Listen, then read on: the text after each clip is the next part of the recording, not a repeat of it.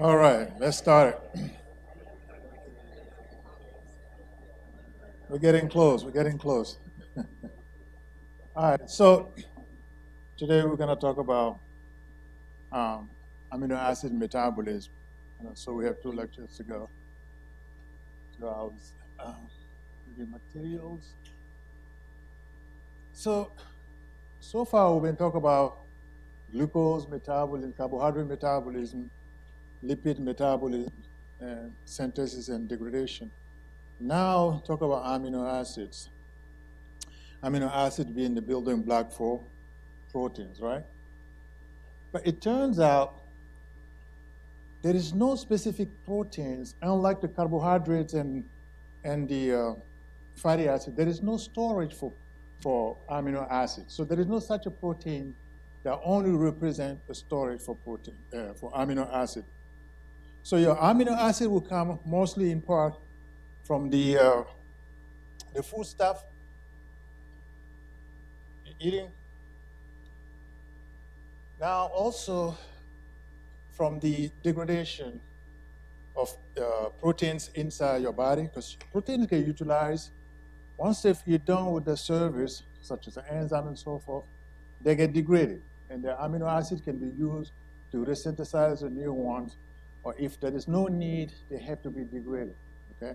So we can synthesize some amino acid, those are non-essential ones, but some of them, we need to have them through our diet, and we're gonna talk about those, okay?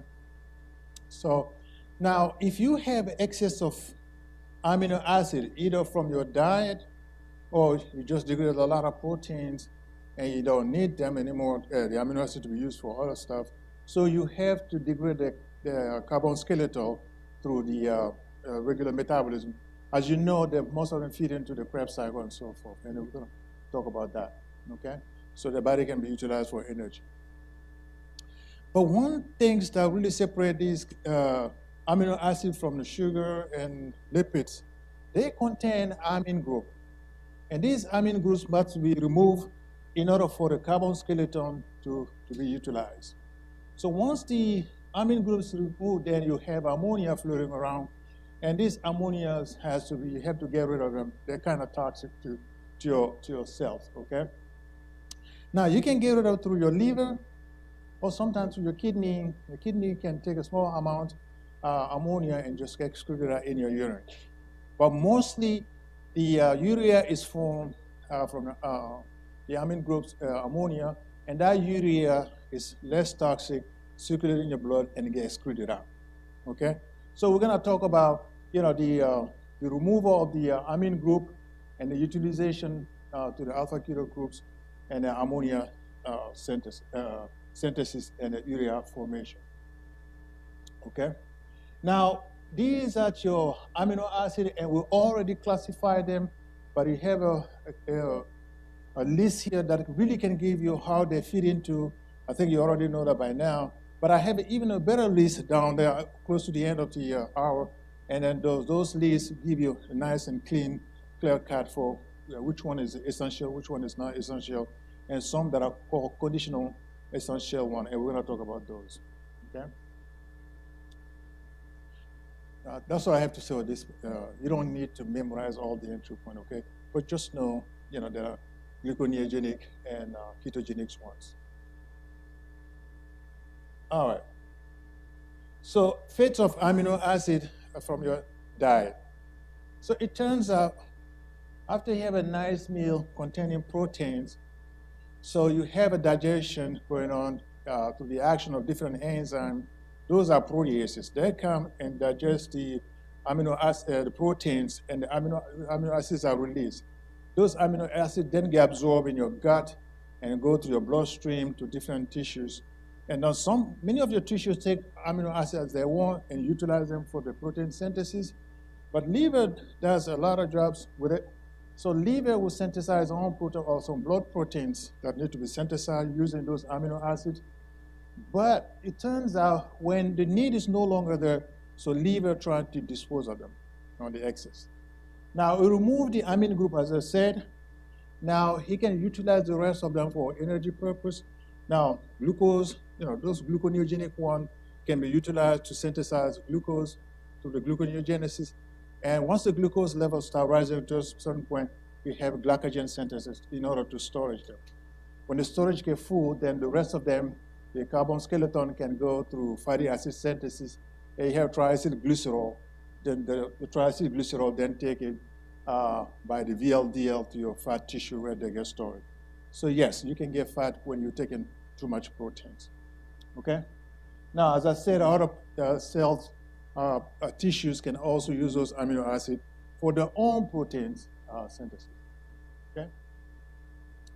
So as I said, gluconeogenesis can take place if you take too much of them. Fat synthesis takes place if you take too much of them. Now, that was the amino acid that is taken in your diet. You have a nice meat diet. But also when you're in a starvation condition now, okay? You recall when you're in a prolonged starvation and your blood glucose starts dropping, you start relying on what? In your amino acid from your muscle cells. So muscles, proteins in the muscles start getting degraded. And once they get degraded, they come just the same way. Now they get utilized for energy purpose in your tissues, especially in the muscle. But also they can contribute to maintain your blood glucose, right? Because they enter to the Krebs cycle and come as an oxaloacetate and then get utilized for gluconeogenesis, okay? But one thing you have to remember, again, there is an amine group that has to come off. Now, your body has a way to get rid of the amine group. It will attach the amine group to alpha-ketoglutarate and then before glutamate to form glutamine. And that glutamine is come out, circulate in the blood. Glutamine is less toxic, circulate in the blood to different tissue. For instance, when you reach the liver, you can lose one amine. Glutamine has an extra amine group at the tail, right? It has an alpha amine, but it also has in R group, it has amine groups there. So that get clipped off. Now it get released as ammonia. So that ammonia can be excreted directly in your urine. That's from your kidney. But that's a small amount, okay? But the glutamine can also go to your gut cells, and again, it can transfer to, furthermore, to alanine. Alanine is also less toxic. That can circulate in the blood all the way to your liver.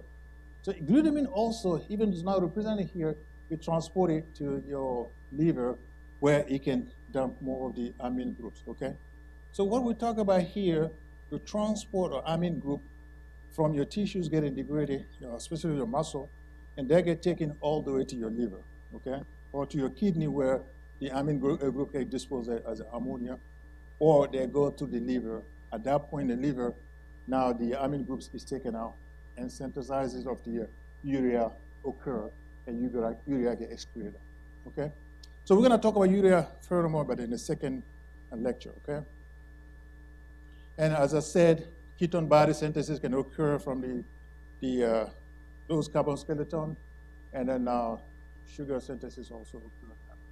Now, RBCs, as you know, RBCs need glucose, so they can contribute to RBCs maintaining their glucose need, and lactate get taken back to the liver. Okay?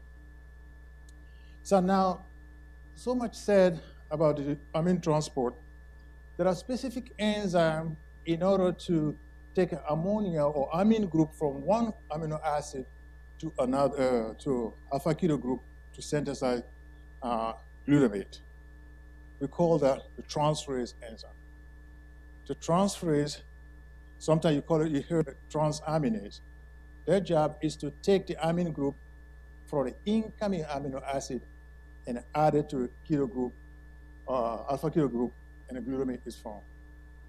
I'm going to show you the structure, but for now, I just want you to keep that in mind when you reach it. But you have another process called the deamination. The deamination, you have your glutamate that already accept the amine group from incoming amino acid. Once you accept it, but it can release it as ammonia. And glutamate is the only one that can do that, just to release it. And that's called oxidative deamination. Okay, so keep that in mind. I'm sharing it because we're going to see it a little more as we go. Now, this is aminotransferase or transaminase reactions. So I'm sure sometimes when people hear different names, they get lost. Transamination and aminotransferase mean the same thing, okay? All right, so this is the reaction. Before I move forward, let me tell you one thing. Glutamate is the acceptor of the amine group from any other amino acid. So the alpha-ketoglutarate, if you see alpha-ketoglutarate, where does alpha-ketoglutarate come from? The Krebs cycle, right? So the alpha-ketoglutarate receive amine group for the incoming amino acid. Let's say this amino acid is coming from your diet, okay? Or if from the degradation of protein in your cell. This amino acid will give its amine group to alpha-ketoglutarate, okay? And alpha-ketoglutarate will accept it. Once it accepted, it becomes glutamate. Is that clear? So you just synthesize what? The glutamate. But one thing you have to remember also, the glutamate can give the amine group to keto acid, and that keto acid then becomes an amino acid, okay? So glutamate plays a big role in the aminotransferase reaction. So you go from a alpha-ketoglutarate to glutamate or vice versa, okay? And this reaction is important. That's why you can synthesize your non-essential amino acid. Is that clear? We're going to see more example of it, of the aminotransferase. But one thing you have to remember, this reaction, you need the PLP, derived from vitamin B6, okay? We're going to talk about it a little more. Vitamin B6 is required if you want to do, if you on a high protein diet, you may want to take make sure you have your vitamin D's on board, nice and clear, okay? All right. Now, this is your PLP, how you accept it. Basically, what PLP does is like a helper, okay? So now, if you have, for instance, your glutamate, the glutamate, if you want to create an aspartate, for instance, or any other amino acid, so the glutamate will give its amine group to the PLP, okay, which is derived from the B6. What the PLP does is just hold on the amine group, okay, and wait until the keto acid comes. For instance, in this case, oxaloacetate, and the PLP would then give the amine group back to the, the enzyme, and the enzyme will attach to the oxaloacetate, and aspartate is formed, okay? Now, aspartate is formed from what keto acid? Aspartate. You can read it. Oxaloacetate. So you see, you have oxaloacetate coming from your Krebs cycle. All the thing you have to do is aminotransferase, take an amine group from your glutamate and add it to oxaloacetate, you have your aspartate, right? So you know how to make aspartate, right? Now, again, the reaction requires the PLP. That's what I was talking about. You require PLP for that. And this is how PLP is derived from the B6. You don't need to know any of the structure of this. Only thing I want you to know, the PLP derived from B6. Is that clear? All right. So this is the function of PLP, just helping the enzyme. So it is a coenzyme, okay? So if you're deficient in B6, you can have issue with your aminotransferase reaction, and then you won't be able to utilize your amino acids properly. Now, I gave you some example here of transfers that are very, very important clinically, since you are a healthcare provider. So now, the two most important ones are these things: alanine aminotransferase and aspartate aminotransferase, AST and ALT. Did you ever hear about these enzymes already? Good. All right.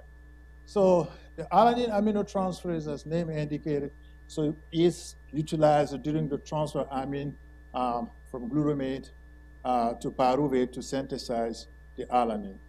So alanine is generated when pyruvate accepts the amine group and then to form, and then this enzyme plays a role there. And then we already seen this one, right? When the aspartate synthesis occurs when oxaloacetate receive the amine group from what? Oxaloacetate, right? aspartate is generated when the amine group is attached to what? Oxaloacetate. All right. But anyway, we're going to see a little more. All right, here's the reaction. Okay? So, as I mentioned, the AST play a role. We already discussed this. So the glutamate, only thing the glutamate does is to bring the amine group and attach it to oxaloacetate, and that's your aspartate synthesis. Okay. Now you have glutamate generation again, and this glutamate can go and accept another amine groups again, and bring out and synthesize a new amino acid, depending on alpha keto acid group. Okay. Now, so basically, the reversal reaction can occur. So if you want to degrade the aspartate, you pass the aspartate. What it does is to pass the amine group to alpha ketoglutarate, and then the glutamate is formed. Now you have your oxaloacetate. So the amine group is now synced into the glutamate, right? But again, glutamate is the only one that can really release the free ammonia that can be excreted out. Is that clear? Okay. All right. So the next one is the ALT, alanine aminotransferase. So his job, as I said, glutamate again is the amine donor. You pass the amine group to the pyruvate. Once you pass that to a pyruvate, alanine is formed. So is alanine an essential amino acid or non-essential? You should say that right away. Non-essential because you can synthesize it, right? Good. So glutamate give it amine, and then you have that. So as I said, those two enzymes are very, very important. So in this case, the amine group from the alanine is synced into the glutamate. So glutamate, again, is an accepted amine group, and then the amine can be released for urea cycle, okay? So alpha-ketoglutarate glutamate complex is very, very important in the amino transferase reaction in the synthesis of amino acid. Is that clear? So that's something you have to keep that in mind, okay? So glutamate is important, and they accumulate it, but it can release the amine group. But for the clinical correlate, two things you have to remember, okay? AST and ALT.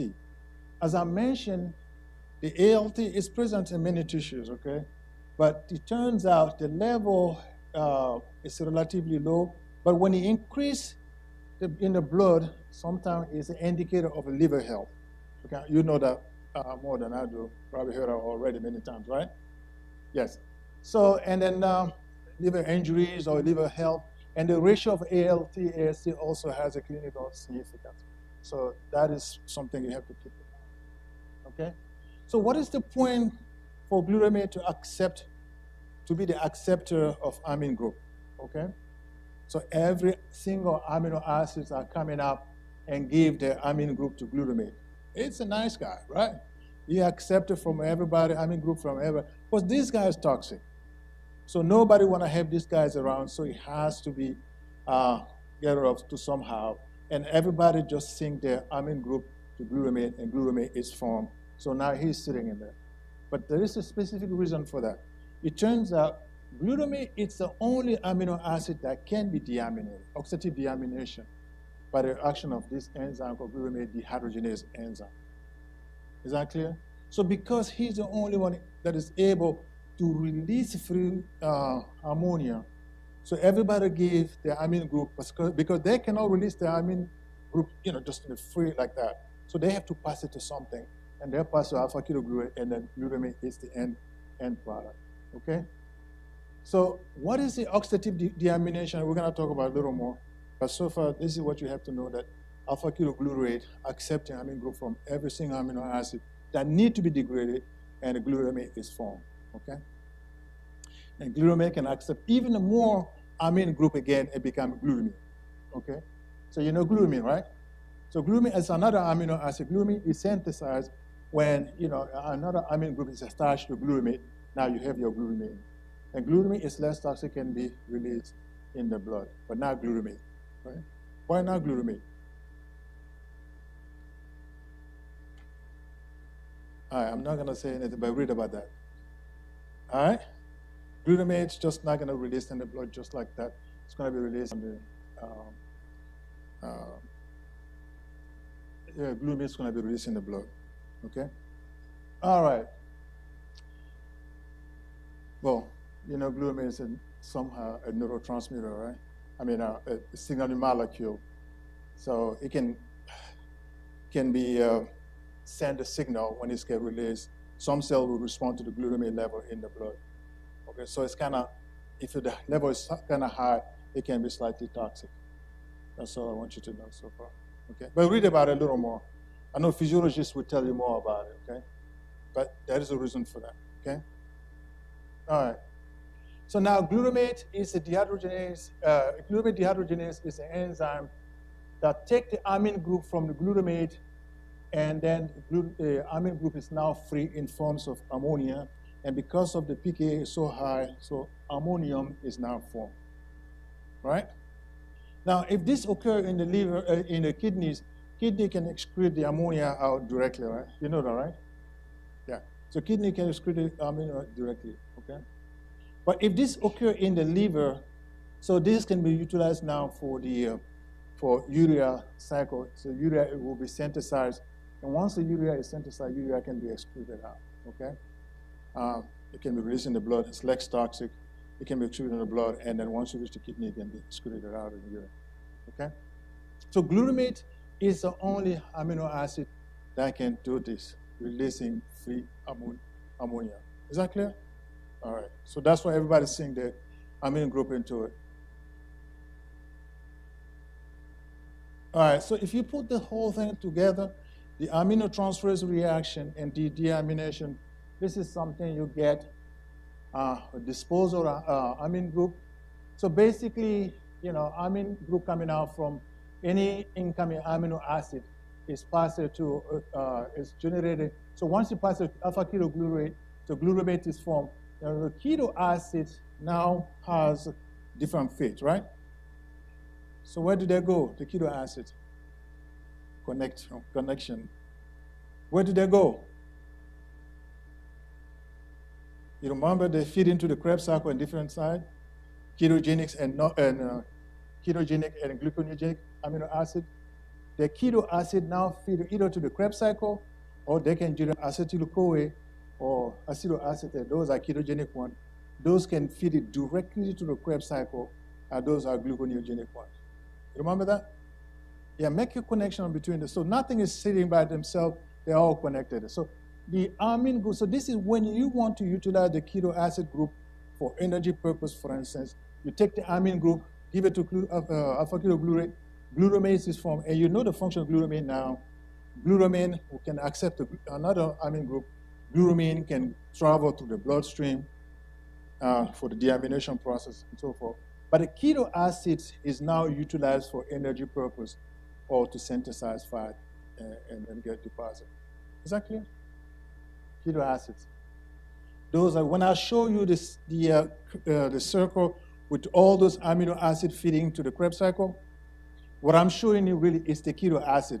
The amine group will not get into the Krebs cycle. Is that clear? So the amine group has to be removed first before the keto acid can fit into. For instance, if it's aspartate, for instance, that you're going to utilize to the Krebs cycle, what does it give rise to? What is the keto acid of aspartate? We said it earlier. Oxaloacetate. So oxaloacetate can just get into the Krebs cycle, or it can just come off and then the glucose. How about if it was the glutamate itself that you're going to utilize? What does the keto acid look like? Glutamate. Yeah, alpha ketoglutarate. And alpha ketoglutarate is also intermediate in the Krebs cycle, so they can just proceed and come as oxaloacetate and gluconeogenesis occur. Is that clear? Or just get utilized for energy purpose in the Krebs cycle. Is that clear?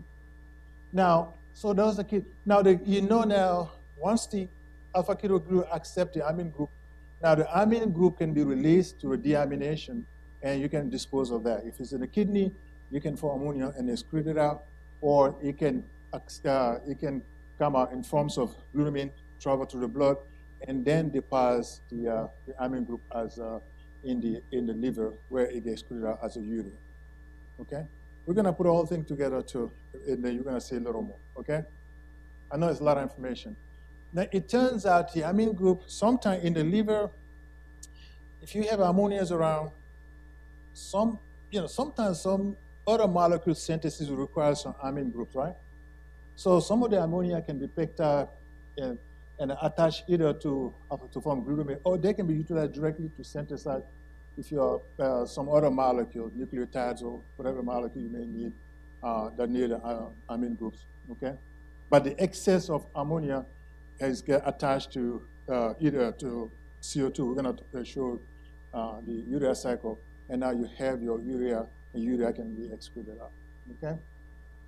So that is the either synthesis amino acids or the degradation when the ammonia get disposed, either in forms of pure ammonia or urea. Is this clear? All right, so now so much been said about ammonia. Now you have in your tissue, let's say you have your muscle cell getting degraded because you've been starving yourself, right? So the degradation occur in your muscle cells, and now a lot of ammonia get generated, and ammonia has to be taken somewhere because they cannot stay in your muscle. Why? They're toxic, right? They're toxic. The pKa is what? For 9 something, highly basic, and you do not want those in your around yourself. All right. So let's talk about the transport of the ammonia. So before that, but let's discuss first of all the sources. All right.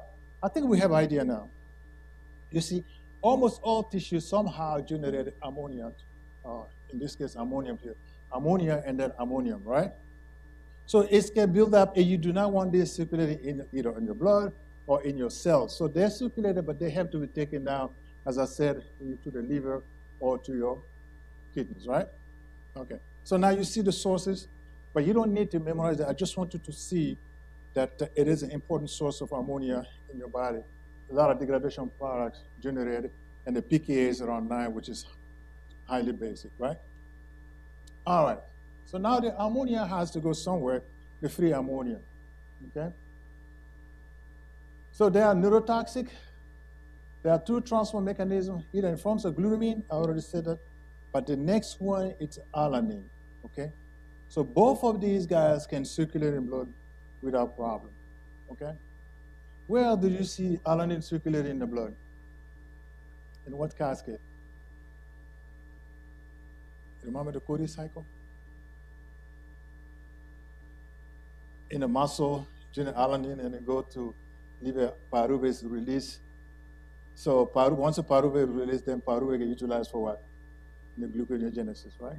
Transport of the pyruvate from your other tissues all the way to liver, okay? You remember that, right? When you're relying mostly on the glycolysis and the pyruvate is generated, once the pyruvate is generated, this is how pyruvate gets taken to liver for new gluconeogenic process to occur. Now really, look at the Cody cycle, okay, and you'll see it. Now, so glutamine, once it's released from your tissues, so most tissues get rid of their amine group this way. They combine it to alpha-ketoglutarate, first amine group attached, the second group amino attached. So then you have your glutamine, and glutamine get released in the blood. So it's circulated and all the way to your liver or to your kidney, for instance. And the kidney plays a small role, as I said, it releases ammonia. Okay? Now, alanine is the other guy. Now, alanine accepts the ammonia from, glutamate, and now it's formed from, added to the pyruvate, and alanine is formed, and that alanine now circulates in the blood all the way to your liver. It turns out muscle like to use this one a little more, and we're going to talk about it a little more in detail. So here is, okay? Since the picture speaks a little louder. So you see here, most tissues, when an amine group is released in forms of ammonia, now glutamate can accept this amine group and form glutamine, okay?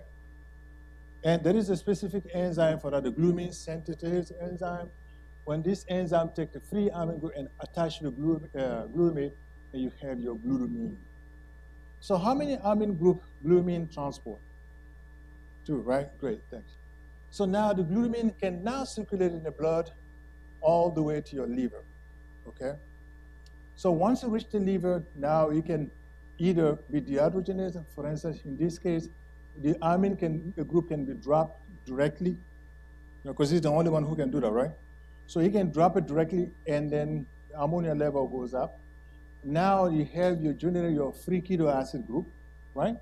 Alpha ketoglutarate, that can accept amine group for alanine, for instance. And alanine is another transporter, as I said earlier, that carrying amine group from the muscle cell. And we're going to discuss that, and that will be a second method, okay? So that is the glutamine transport.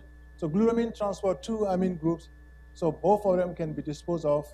And this way, the first one released by the glutaminase enzyme action, and the second one by the glutamate dehydrogenase enzyme. And this is an ongoing process, and you have accumulation of amine group ammonia basically in your liver, and the liver utilizes those to synthesize urea. Right? Everybody look tired today. Too much biochem. But this is interesting, isn't it? You see how your body, works. It's not so much, it's just information that, all right.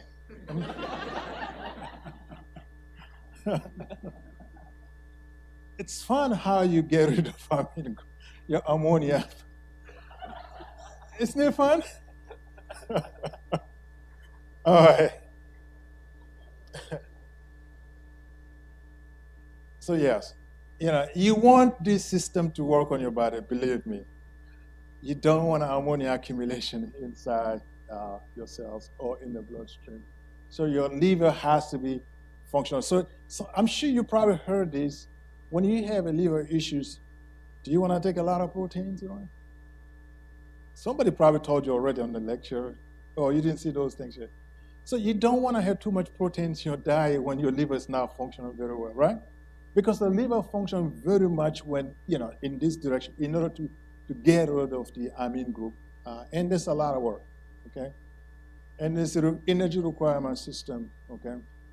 So you may want to have a liver function very well when you're in a high protein diet, because you need to get rid of your amine groups, okay? So two amine group transported by glutamine, all right? And there's only three enzymes here: glutamine synthetase, the deaminase, and dehydrogenase. And we already said a lot about the dehydrogenase. And that is an important one, right? Because the dehydrogenase, this reaction, only glutamate can, be subject to that, to release directly the amine group as ammonia. All right? Now, there is a different method in the muscle. So most tissues use this system to get rid of the amine group from the amino acid. But muscle used to different system. Basically, that's through the alanine. Okay? In many of these systems, you already seen them. You just have to connect them. For instance, in the muscle, you have utilizing glucose. Now, pyruvate is the end, right? So you have a lot of pyruvate in your muscle coming from glycolysis. But now you're degrading muscle. Probably you're not eating much, so you're getting you have some issues. You start degrading your proteins in your muscle. So the amino group from the amino acid get released in terms of ammonia, okay? And they get picked up by the alpha keto acid group.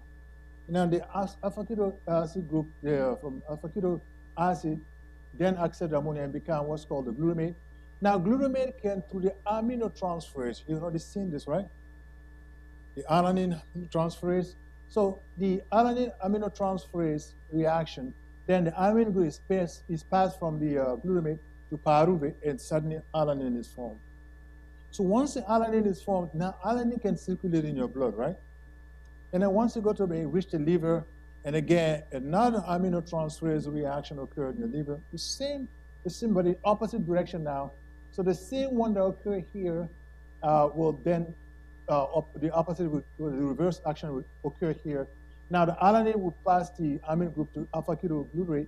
Now you have your glutamate, right? But guess what? What is generated? Pyruvate, right? Now, what is the fate of the pyruvate? Put everything together. You can do it.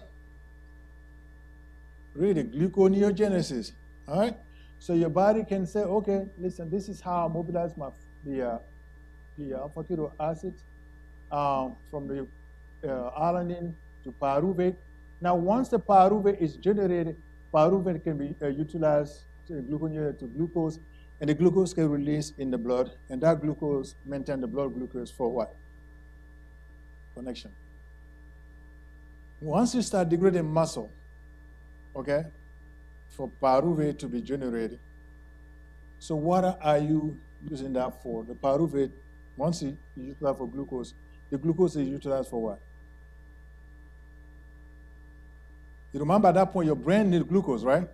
So your red blood cells also need. So this is how the carbon molecule from your different amino acids in your muscles can contribute to the gluconeogenesis. And then once that occurs, so the glucose level can be maintained. Your muscle can use a little bit, but mostly for your brains and your red blood cells. Is this clear? Now, if it was a lactic acid generation, that would be your Cody cycle. So look at the Cody cycle, similar system, but this is the alanine, pyruvate alanine cycle. Okay? So your muscle like this system, so this system is just basically to regenerate the glucose level in your blood, and at the same time to get rid of the amine group from amino acids that was degraded in your muscle. Is that clear? All right. And it's called glucose alanine shuttle. So we have a lot of shuttles coming out, everybody's creating shuttles and so forth. But anyway, this is how your muscle get rid of the amine group. In forms of what? Alanine, amine group get passed to pyruvate to form alanine. Where does the amine group come from to be passed to pyruvate? Now make a connection. From what? Glutamate. Glutamate, it's the amine donor. Alpha-ketoglutarate is an amine acceptor. Aminotransferase reaction. Keep that in mind, okay? In the aminotransferase reaction, alpha-ketoglutarate is the amine group acceptor. And in the synthesis of new amino acid, glutamate is amine donor. Okay? Vice versa, this way. Is that clear? Good. All right. So you remember this guy? The Van Gogh disease? You've been tested on this already. And we'll talk about hyperalaninemia, right? And somebody told me about this cascade before. I said, yes, it does happen. But it contributes to in hyperalaninemia, but there is other system because you generate a lot of pyruvate from glycolysis that can also generate alanine in the liver. Okay, but this is one portion where somebody who has a Van Gogh disease, the alanine transport like this also generate a lot of alanine in the blood because the muscle degradation is occurring, right? Van Gogh disease, what's going on? What is wrong with the patient? What is the protein that is affected? G6 phosphatase, right? So the person is starving from low blood glucose, so he's trying to maintain his blood glucose, right? And then so basically your body is sensing that you are starving and your muscle degradation. We said all that before. So your muscles start getting degraded. So those muscle degradation, that's why we said how you get rid of your amine group and you have the alanines also playing roles in that. Is that clear? So it's nothing new. We're reinforcing it, okay? All right. Now, in the liver, as I said, we have a lot of amine groups, synthesis of ammonia synthesis, and ammonia has to be detoxified, okay? And that detoxification is urea cycle, okay? And we're gonna talk about urea cycle a little more in the next hour. But for now, as you see, you can imagine when muscle degradation occurs, you have a bunch of amino acids get released, okay? Or if you're on a high protein diet, you're digesting all those amino acids, proteins, and amino acids get generated. Those amino acids are dumped in your blood, and they have to be utilized one way or the other, okay? You know, most of them feed into the Krebs cycle, but some of them do not directly, and you have your ketogenic ones generated what? Ketogenic generated what? Acetyl-CoA or the acetoacetate, right? Those are the ketogenic. But any of them that can feed directly in the Krebs cycle, one way or the other, intermediate, is called the gluconeogenic ones. And again, I'm not asking you to memorize every single one of them that feed into which direction. No. I just want you to know what it means, gluconeogenic and ketogenic. Is that clear? All right.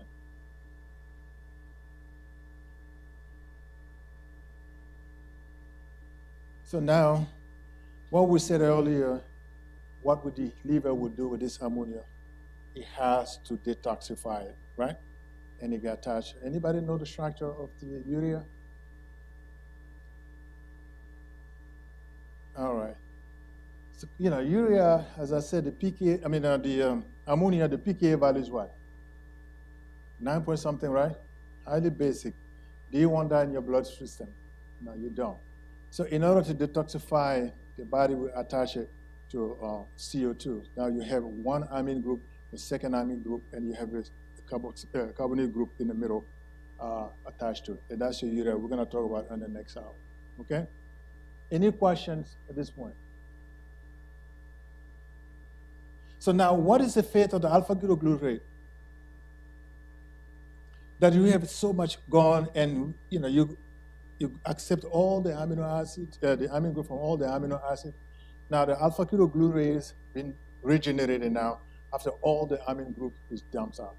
What happened to the alpha-ketoglutarate? To citric acid cycle. That's what I was saying. Everything is connected, okay? And most of these things, you are seeing them many, many times. So don't feel like you are seeing new things all the time. It's the connection. We're building on what we are already seeing, okay? So now the alpha-ketoglutarate, now when it's done, itself gets utilized in the Krebs cycle and it gets oxidized. And that's the end of the story. Now we're going to talk about the urea cycle. I think that will be on the next slide, in the next lecture. But here, now just show you, as I said earlier, I give you a list of the amino acid, the gluconeogenic one, the non-gluconeogenic one, and then and so forth. So these are the gluconeogenic ones, okay? And again, I'm not asking you to memorize all of them. If you are becoming a PhD, then I will ask you to memorize all of them and how they fit into the Krebs cycle. So those are gluconeogenic ones, but these are pure ketogenic ones. And if you recall from previous lecture, I said there is a gray line between those amino, those that are ketogenic, and those are not, those are gluconeogenic, those are ketogenic. Because some of them can feed into both. They can feed into a Krebs cycle directly, but a piece of them may be utilized for acetyl-CoA formation. If you recall that, I said that a few times, right? But here is what it is. So these leucine and lysine, these are the pure ketogenic ones, okay? The carbon molecule is purely utilized either for acetyl-CoA or acetoacetate. Okay, so those are the pure ones. Now, these are the pure gluconeogenic ones. They feed directly to the Krebs cycle one way or the other. But as I say here, these are kind of mixed. A piece may get into the Krebs cycle directly, gluconeogenic, but a small piece may be utilized for acetoacetate or acetyl-CoA formation. So they're in the middle, okay? And again, I'm not asking you to memorize them, but just know what I really mean, okay? Now, some of them are called conditionally essential. But those are important to you guys, right? Because it has a clinical correlation to it. It's been said that, when patient is under trauma, when you feed them a nice dose of these glutamine or arginine, it helps them heal, faster, okay? And sometimes people, who have also operative infection or immunosuppressive patient, if you feed them these amino acids, So they become, even though your body can synthesize them, but when you feed, the fact that you're giving extra and can help the patient, so they become what's called the conditional essential amino acids. Is that clear? All right. Any questions? A lot of information, right? So for that, I'll give you a 15-minute break. But if those have a question, so you come over and then we can clear it up. But if not, see you in 15 minutes. All right.